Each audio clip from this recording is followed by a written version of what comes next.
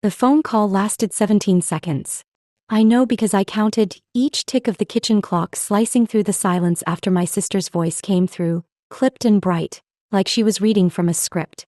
Lila, it's Emma's engagement party this weekend. We're swamped with plans. I'm sorry, but we can't make it.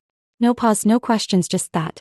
I stood in my apartment in Asheville, North Carolina, gripping the phone, the air still heavy with the scent of sage from the candle Ben lit every night before bed. Ben, my husband, who wasn't coming home. Not tonight. Not ever. He died 3 days ago, and my family, my parents, my sister Clara, her perfect fiancée Emma, had chosen a party over his memorial. I didn't cry when Clara hung up. I didn't even move. I just stared at the half-empty coffee mug on the counter, the one with the faded mountain silhouette Ben bought at a gas station on our first road trip. The ceramic was still warm from my hands, but everything else felt cold, like the world had tilted and left me standing on ice. I thought maybe later they'd call back, realize what they'd done, but the phone stayed silent. No texts, no voicemails, not even a forwarded condolence from Mom's book club. Just the hum of the fridge and the weight of Ben's absence, pressing against my ribs like a bruise. Growing up in Raleigh, I learned early that in the Harper family, attention was a currency and I was always broke. Clara was the star, captain of the debate team valedictorian, now a rising tech entrepreneur with a TED Talk and a fiancé who looked like she stepped out of a lifestyle blog. Every milestone of hers was a family holiday. Her first startup pitch, her engagement announcement, even the time she ran a half marathon for charity. Me. I was the shadow, the one who sketched in notebooks and studied art history instead of computer science. Art won't pay the bills, Lila, Dad would say, his glasses fogging with disappointment. Look at Clara, she's building something real. Mom would nod, her voice soft but firm. Don't rock the boat, sweetheart. We're all so proud of Clara. I stopped trying to compete. Instead, I built my own world, small but sturdy, in Asheville.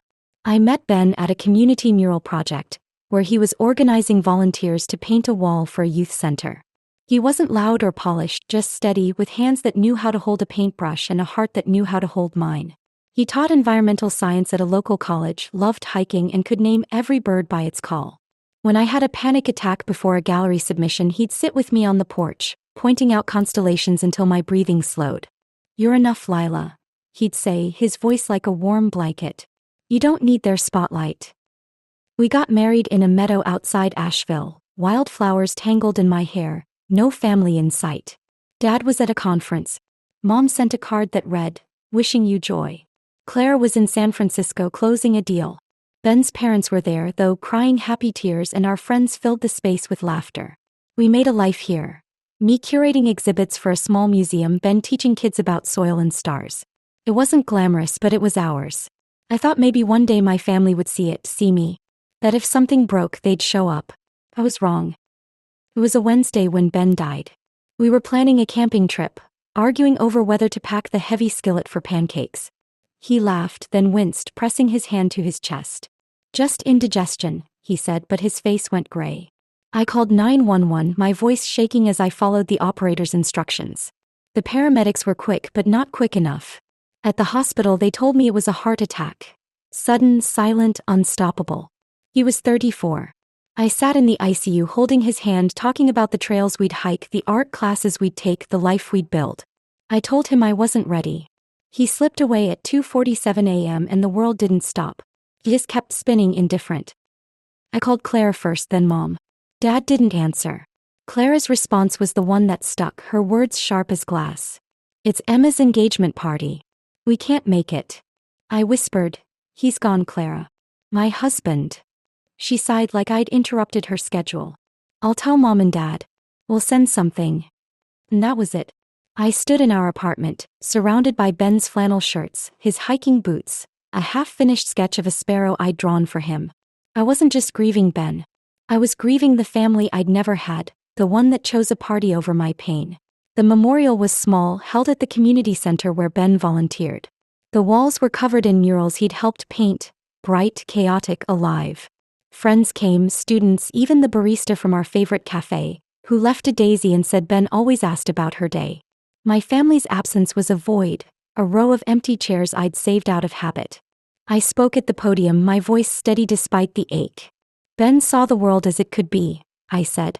He saw me too. Not as a shadow but as light. People cried. I didn't. My tears had dried into something harder, something waiting. That night I opened my laptop. Clara's social media was flooded with photos from the engagement party. Her and Emma under fairy lights, mom and dad beaming, toasting to their perfect daughter. The caption read, "Family first always." I stared at it, my chest tight, not with sadness but with something sharper. They'd chosen their story. I'd write my own. I started digging, not sure what I was looking for. Clara's startup, Luminary Labs, was everywhere. Press releases, tech blogs, local news calling her a visionary. But something felt off. A donor's comment on a funding page caught my eye. Where did the money go? Then another. No updates on the community app they promised. I pulled records. Public filings, grant applications, event budgets. By 3 a.m. I found it. Discrepancies in Luminary Labs financials. Funds for a youth coding initiative, funneled to a consulting firm owned by Emma's cousin. Event expenses billed to a company that didn't exist. Clara's name on every dotted line. I leaned back, heart pounding. This wasn't just sloppy accounting. It was deliberate. My sister, the family's pride, was hiding something. And I, the shadow, the artist, the one they ignored, had the tools to find it. My sketchbooks were full of details. Dates, names, numbers. I wasn't an accountant, but I knew stories, and this one was begging to be told. What was Clara hiding? Why did my family protect her at all costs? And what would happen if the world saw the truth? I didn't sleep that night. I started a file labeled Unseen. This wasn't about revenge. It was about being seen, about proving that the quiet ones, the overlooked, could shift the world. I'd spent years curating art, finding meaning in lines and colors. Now I'd curate truth. And when it was ready, it would burn brighter than any spotlight Clara ever stole. The story's getting more and more interesting, isn't it? Don't miss out on what happens next. Hit that subscribe button right now and turn on notifications. Let's see what other challenges await our hero. The cursor blinked on my laptop screen, a steady pulse like a heartbeat I could still control. It was 4:12 a.m., and my apartment was silent except for the faint creak of the radiator and the occasional hum of a car passing outside. The file labeled Unseen had grown. Screenshots, bank statements, emails from anonymous tipsters who'd seen Clara's name on shady contracts. Each piece was a thread, and I was weaving them into something unbreakable. My family had built a myth around Clara, but myths crumble when you shine a light on their cracks. I wasn't just Lila Harper, the grieving widow, the forgotten sister. I was an artist of details, and this story would be my masterpiece. I hadn't spoken to anyone about it. Not my friend Mia, who brought me soup after Ben's memorial. Not my old professor who still sent me emails about gallery openings.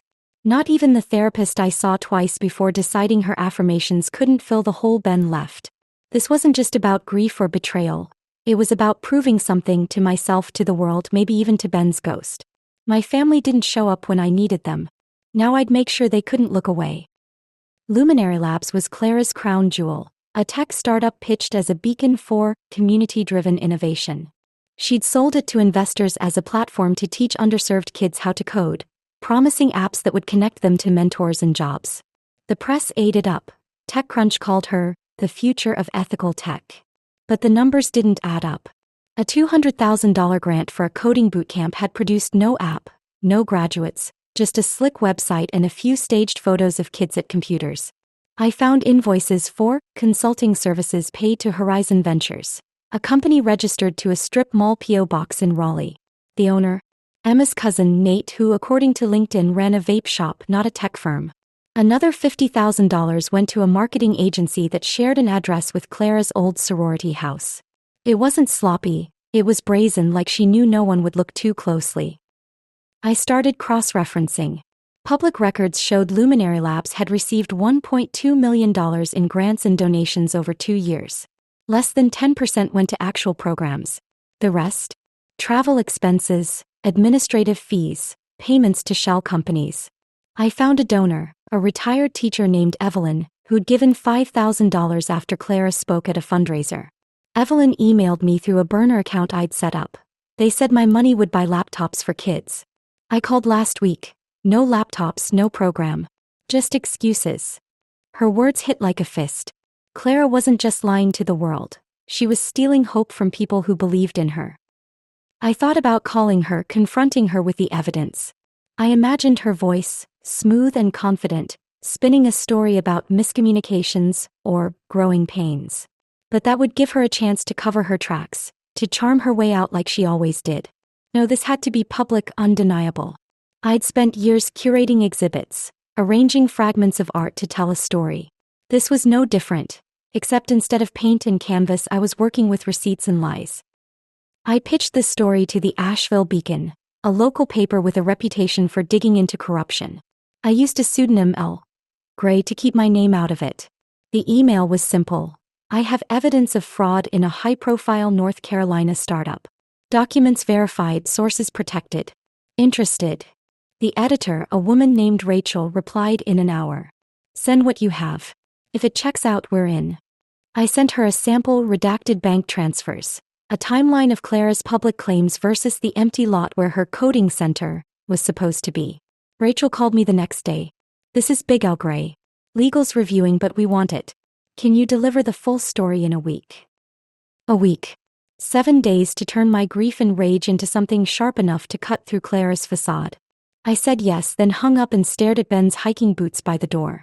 They were still caked with mud from our last trip to the Smoky Mountains.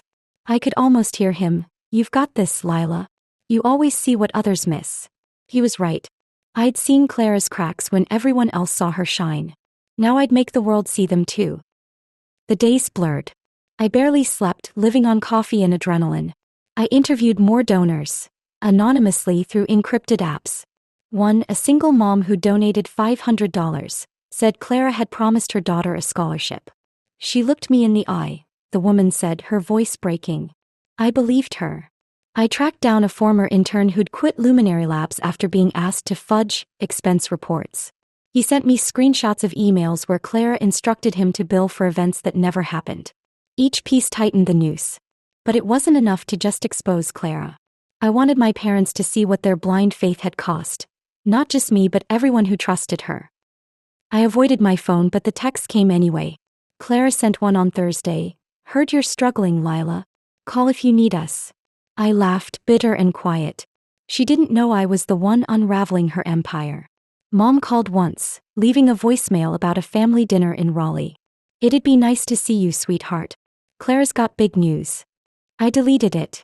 They hadn't mentioned Ben's name since he died. They didn't get to play family now. On the 6th day I finished the story. It was 3,000 words, every sentence backed by evidence. Screenshots, recordings, public records. I titled it, The Promise of Light, How Luminary Labs Betrayed Its Mission. The byline read L. Gray. I sent it to Rachel at midnight, my hands shaking as I hit send. Her response came at dawn. Cleared, legal. Goes live tomorrow, 6 a.m. Brace yourself. I sat on the couch, wrapped in Ben's old flannel, and waited. The world was about to change, but would my family? Would they finally see me, or would they double down on Clara's lies? The question hung like a storm cloud, heavy and unresolved. The next morning I woke to notifications. The Beacon's website had crashed from traffic. By 7 a.m., the story was trending on social media, shared by local activists, then picked up by the Charlotte Observer and WRL. Clara's face was everywhere, not as the visionary but as the fraud. The headline cut deep. Techstars nonprofit exposed. Where did the money go? Below it, a photo of Clara at a gala, smiling like she owned the future. Now she was a warning. My phone buzzed with unknown numbers. Reporters, donors, even a city council member. I didn't answer. Then at 9:14 a.m. a text from Clara. What have you done? No name, but I knew her tone, sharp and entitled. 10 minutes later another. Dad's furious. Mom's a mess. Call me. I didn't. She hadn't called when Ben died. She didn't get to demand my voice now. But the question lingered. What would they do when the truth closed in? Would they fight, or would they finally see the daughter they'd ignored? The air in Asheville was sharp with autumn, the kind of crisp that made you feel alive even when you weren't sure you wanted to be. I sat on the porch of our apartment, Ben's and mine, sipping coffee from his chipped mountain mug, watching leaves drift across the street. My phone was off, buried in a drawer with Ben's old sketchbook, the one where he'd drawn maps of trails we'd never hike. The Beacon story had been live for 3 days and the world was still reeling. Clara's startup, Luminary Labs, was unraveling. donors demanding refunds, the city council freezing grants, a DA's office sniffing around for fraud charges. But I wasn't watching the news. I was waiting for something else, something quieter. Clara's text had stopped by noon on the first day. Dad sent one email, no subject, just, "You've gone too far, Lila. Fix this." Mom called twice, her voicemails trembling with something I hadn't heard before. Fear, maybe regret. "We need to talk, sweetheart. Please." I didn't reply. They'd chosen Clara's spotlight over my shadows for years. Now the light was on them and it burned. The story wasn't just about Clara's fraud anymore. It had cracked open something bigger. A conversation about trust, about who gets to shine and who gets erased. Social media was flooded with stories from others. A teacher who'd donated her savings, a kid who'd believed in Clara's promises. My inbox, under L. Gray, overflowed with messages from strangers. One from a woman named Sarah read, "Your story gave me courage to speak up about my own family. Thank you." I read it twice, then closed my laptop. This wasn't revenge. It was release. On the fourth day, there was a knock at my door. I opened it to find Mom, her cashmere scarf loose around her neck, her eyes red and unguarded. She looked smaller than I remembered, like the weight of Clara's collapse had shrunk her. "Lila," she said, her voice barely above a whisper. "Can I come in?" I stepped aside, not because I wanted to, but because I needed to see what she'd say. She sat on the couch, clutching her purse, staring at Ben's hiking boots by the door. "We didn't know," she began. "About Clara. About the money." I didn't move. "You didn't know because you didn't look." My voice was steady, not cruel, just clear. "You never looked at me either." She flinched, her fingers tightening on her purse. "We thought Clara was exceptional. We wanted to support her." I nodded. "And you thought I was nothing." She opened her mouth, closed it, then pulled a photo from her purse. It was from my wedding, me in a sundress, Ben laughing under the meadow sun. "I kept this," she said. "I should have been there." I took the photo, tracing Ben's smile. "You should have," I said. "But you chose her." Mom's tears came then, silent and steady. "We were wrong, Lila. About so much." I believed her sorrow, but belief wasn't enough. "I needed you when Ben died," I said. "You chose a party. I don't need you now." She stood, her hands shaking. "I'm sorry," she whispered and left. I shut the door, the photo still in my hand. Forgiveness wasn't a door I was ready to open. Not yet. Maybe not ever. The fallout was swift. Clara issued a statement, claiming administrative errors and promising to cooperate with investigators. It didn't work. Screenshots of her emails, leaked by the intern I'd interviewed, were everywhere. Horizon Ventures, the vape shop front, was subpoenaed. Emma broke off the engagement, her Instagram wiped clean. Dad's law firm lost clients. Mom's charity board asked her to step down. The Harper name, once a key to Raleigh's elite, was now a punchline. I didn't celebrate. I didn't need to. The truth had done its work. I started going to the community center again, the one with Ben's murals. I volunteered, teaching kids to paint, watching them smear colors across canvas with no fear of mistakes. One girl, maybe 10, painted a tree with purple leaves and said, "This is for my dad. He's gone too." I hugged her, and for the first time since Ben died, I cried, not for him but for the girl, for me, for all the unseen things that still grew in the dark. My work changed. I wrote under my real name, Lila Harper, for the Beacon now, focusing on stories of overlooked communities, rural schools, underfunded clinics, artists fighting to be heard. A foundation reached out, inspired by my story, offering to fund a mural project in Ben's name. I accepted, not for me but for him, for the kids who'd paint their dreams on those walls. The email from the foundation ended with, "Your truth gave us permission to rebuild." I kept that line close like a talisman. It was November now, the air thick with the scent of pine and frost. I drove to Ben's grave, a quiet plot near the Blue Ridge Parkway where wildflowers grew even in fall. I brought a thermos of coffee and a single daisy, the kind he'd tuck behind my ear. I sat by the stone, reading him my latest piece. A story about a food bank that fed hundreds because one woman refused to give up. "You'd like her," I said. "She's stubborn like us." The stone read, "Ben Carter, beloved husband, teacher of stars and soil." Below I'd added, "The unseen bloom in truth." I didn't need my family's apology to feel whole. I'd found it in the kids' laughter, in the paint on my hands, in the stories I told. Clara and my parents were shadows now, fading in the light of their own making. I'd stopped waiting for them to see me. I saw myself. As I walked back to my car, a breeze stirred, warm and fleeting. I closed my eyes, imagining Ben's hand brushing my cheek, his voice whispering, "You're enough." I smiled not because the pain was gone but because I'd learned to carry it. Across the street, the community center glowed, a new mural taking shape, bright, messy, alive. Just like Ben. Just like me. Hey everyone. Thanks for tuning into the Revenge Tempest channel. If you love this story, please hit that subscribe button and join our amazing community. Drop a comment below letting us know where you watched us from. Your support keeps us going. Stay tuned for more epic tales.